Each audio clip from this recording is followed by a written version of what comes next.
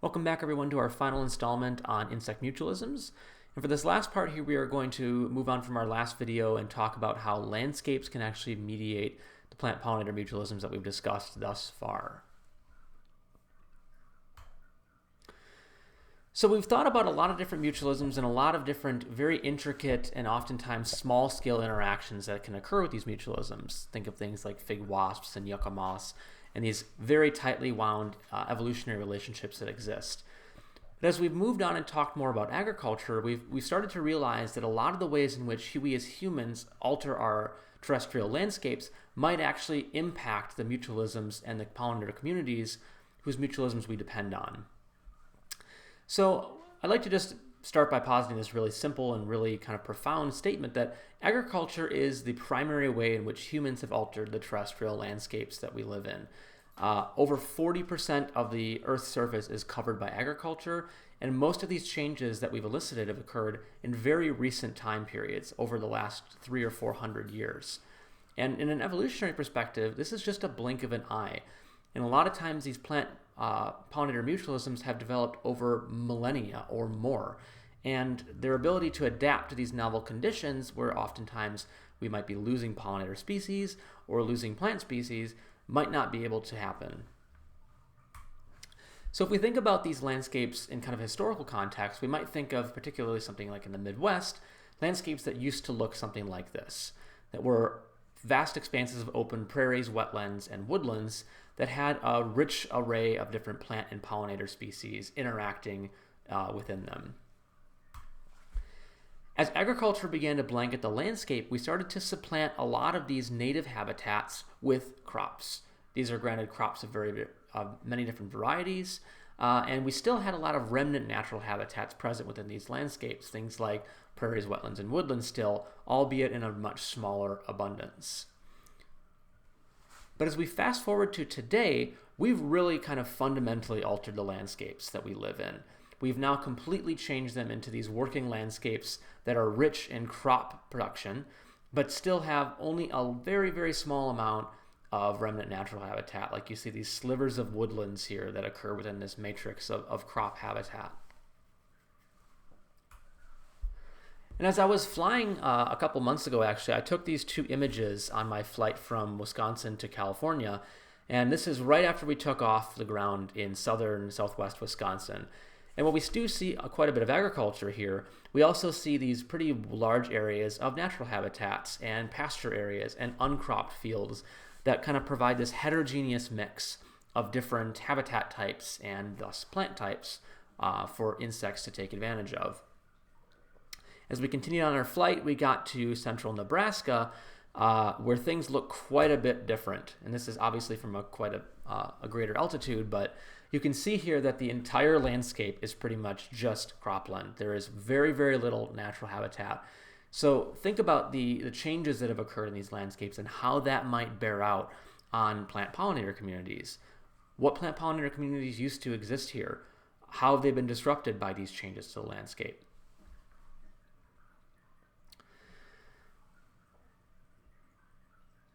So how we manage our land does indeed affect the number of species that are present. There's been a lot of really good literature in the last decade or so that have described changes in landscape composition and configuration and how that has affected beneficial insect diversity. This left figure here was by Teacharnki, and what they showed basically is that as you increase the amount of semi-natural habitats, we can think of these things like these remnant natural habitats, prairies and woodlands. As you increase that abundance in the landscape, you do find a far greater number of pollinating insect species. And indeed, this sort of research has been further bolstered by meta-analysis by Kennedy et al. In 2013 that basically showed that as you increase the distance away from natural habitats, you very rapidly see a decay in the visitation of native insects to plants. That is, these mutualisms that have developed start to break down in a distance only as short as a couple of kilometers. So think of these changes that are occurring across huge, huge swaths of land. If they're breaking down after only a few kilometers, imagine the sort of destruction to these mutualistic networks that occurs at a landscape or even an ecosystem level. And in fact, we are losing extant species from these landscapes rapidly.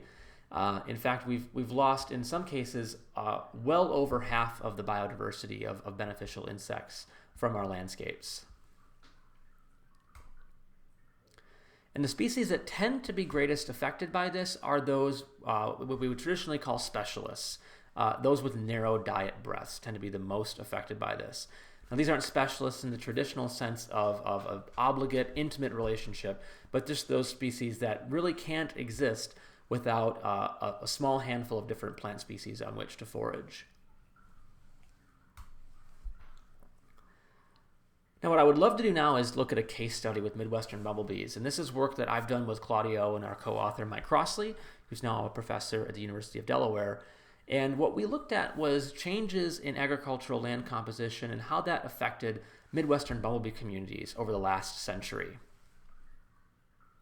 So we focused on two different metrics of agricultural intensification. We focused on the amount of a county that was in crop, so basically the proportion of agricultural cover in a crop in a county, and also the diversity of agricultural crops grown in that county.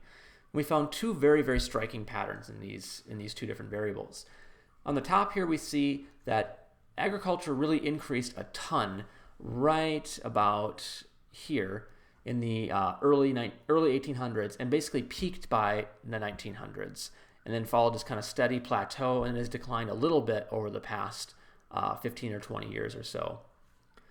What we also see, and perhaps more dramatically, is that in these landscapes, not only have we increased the amount of cropland available, but we have dramatically decreased the number of crops that we've grown. So we've simplified these landscapes dramatically, going from growing up to 14 crops in the 1870s to fewer than half that now. You can see this collapse in crop richness here a little bit more strikingly. And then around the year 1950, we really see this dramatic increase in soybean cultivation, and associated with that, a loss of a lot of these specialty small grains crops from our landscape.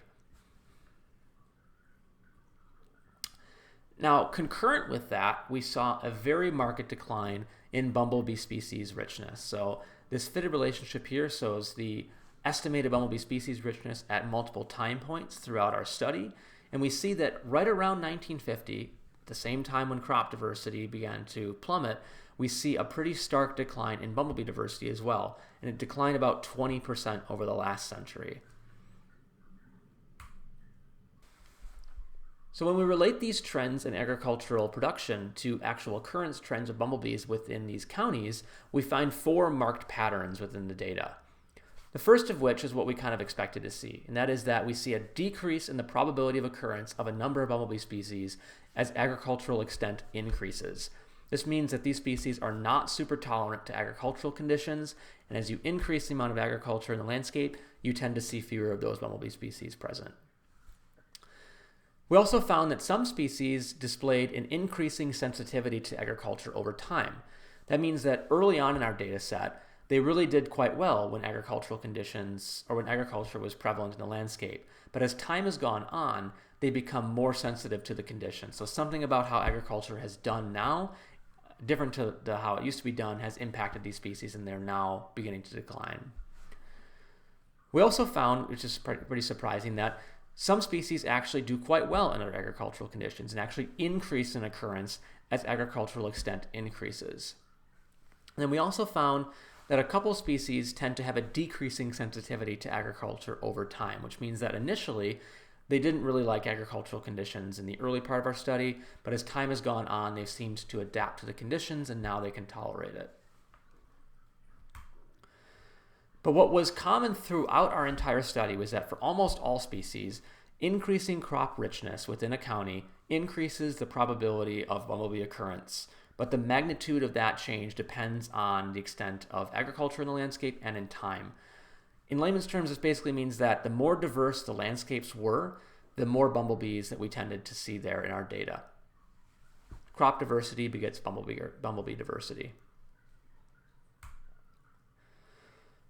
And what this ultimately means is that the likelihood of occurrence for over half of the species of bumblebees that we looked at has declined. 8 of 13 species declined in their occurrence over the study period here.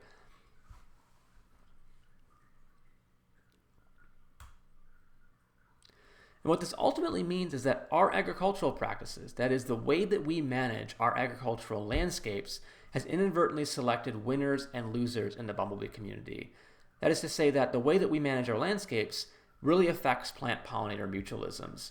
We are selecting winners in these mutualistic relationships and losers in these mutualistic relationships, and risking losing these developed relationships altogether through the changes and through the decisions that we make to cultivate the crops that we care about.